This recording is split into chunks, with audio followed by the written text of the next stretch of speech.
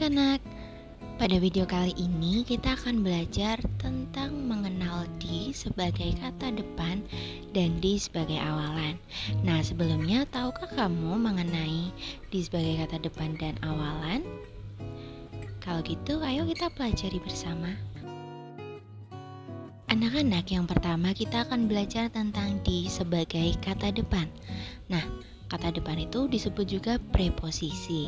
Kata depan adalah kata yang digunakan untuk merangkaikan kata. Nah, anak-anak, di sebagai kata depan itu dapat berdiri sendiri. Kemudian di sebagai kata depan tidak terikat pada bentuk lain. Kemudian di itu penulisannya juga harus dipisah. Jadi jika di sebagai kata depan itu penulisannya dipisah. Ini perlu kalian ingat ya. Anak-anak, di sebagai kata depan itu biasanya diikuti dengan kata yang menunjukkan tempat. Jadi jika katanya itu menunjukkan tempat, biasanya di itu dipisah ya. Ini adalah contoh-contoh di sebagai kata depan. Yang pertama, di sana. Kemudian di sini. Di atas. Nah, anak-anak, di sana, di sini, di atas itu menunjukkan tempat.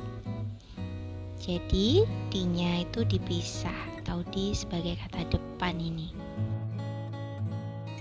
Contoh yang kedua, di luar, di dalam, di Semarang. Anak-anak perhatikan di luar, di dalam itu juga menunjukkan tempat. Di Semarang, Semarang itu adalah kota.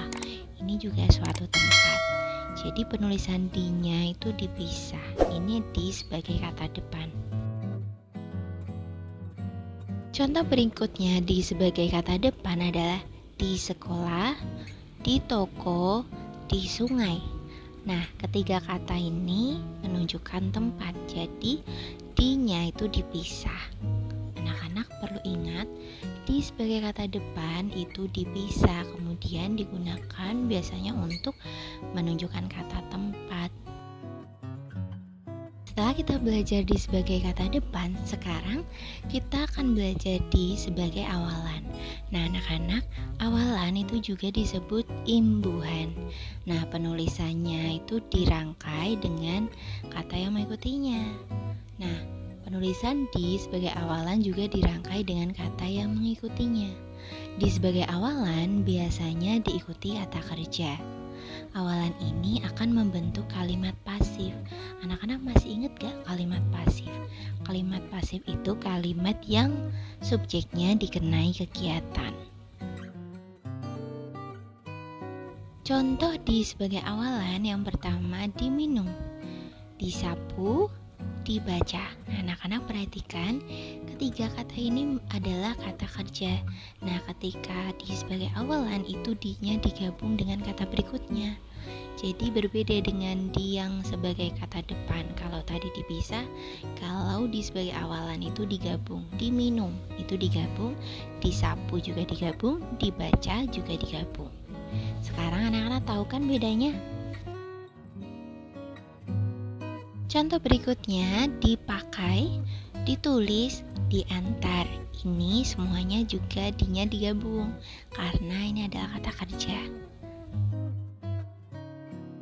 Nah, anak-anak, kalau tadi itu contoh-contoh berupa kata, sekarang contoh penggunaan di dalam kalimat. Yang pertama, di sebagai kata depan. Contohnya, mereka bermain bola di lapangan.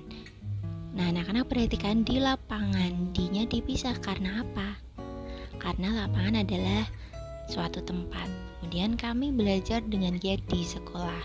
Di sekolah, di-nya juga dipisah karena tempat. Ibu meletakkan makanan di meja. Meja itu juga tempat. Jadi semuanya dipisah. Ini contoh kalimat di sebagai kata depan. Selanjutnya di sebagai awalan. Contoh yang pertama, sebelum makan cuci dahulu hingga bersih. Nah, kemudian contoh yang kedua, saya lebih suka telur yang dimasak. Nah, dimasak ini itu digabung karena masak itu kata kerja. Contoh yang ketiga, Leo diantar ayah naik motor. Diantar juga digabung.